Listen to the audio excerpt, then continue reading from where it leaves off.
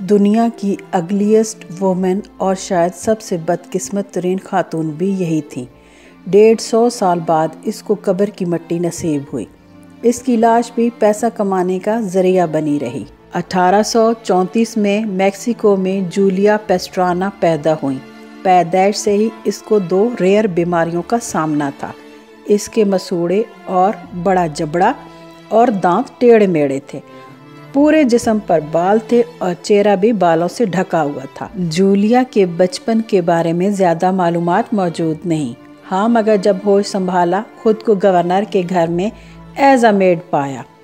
وہاں یہ بہت ہی سیف زندگی گزار رہی تھی۔ اس نے مختلف زبانیں بھی سیکھی اور سنگنگ اور ڈانس پر عبور بھی حاصل کیا، مگر پھر نہ جانے کیا سوجی کہ اس نے میئر کے گھر کو خیر آباد کہا اور ایک امریکن سرکس جوائن کر لی۔ اسے دیکھنے کے لیے بھیڑ امڑ آئی۔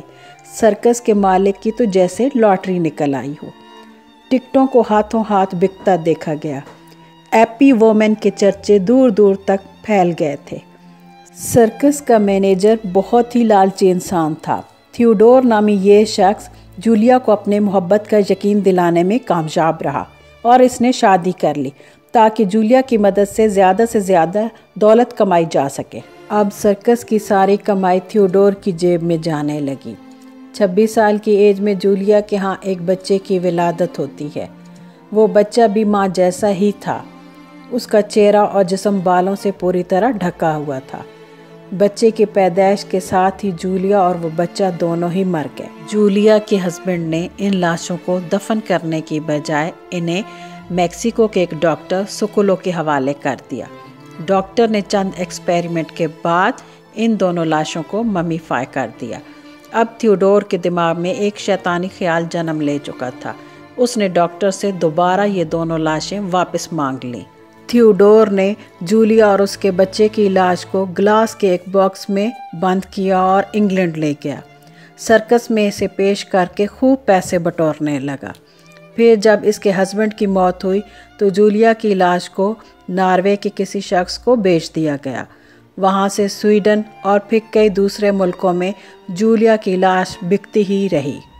1973 میں یورپ میں ایک قانون پاس ہوا کہ کسی لاش کی نمائش پر پابندی عائد کر دی گئی تھی۔ تب جولیا کی لاش کو اوسلو کے ایک سٹور روم میں پھینک دیا گیا۔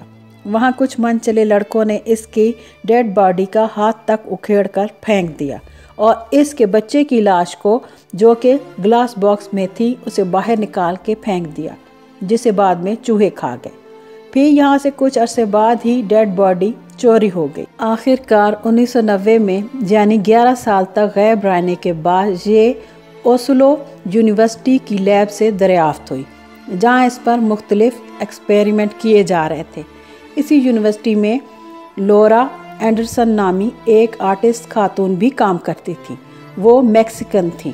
جب انہیں جولیا کی لاش کی موجودگی کا پتہ چلا تو انہوں نے ٹھان لی کہ وہ جولیا کو واپس میکسیکو لے کر جائیں گی اور عزت کے ساتھ اس کی آخری رسومات ادا کروائیں گی۔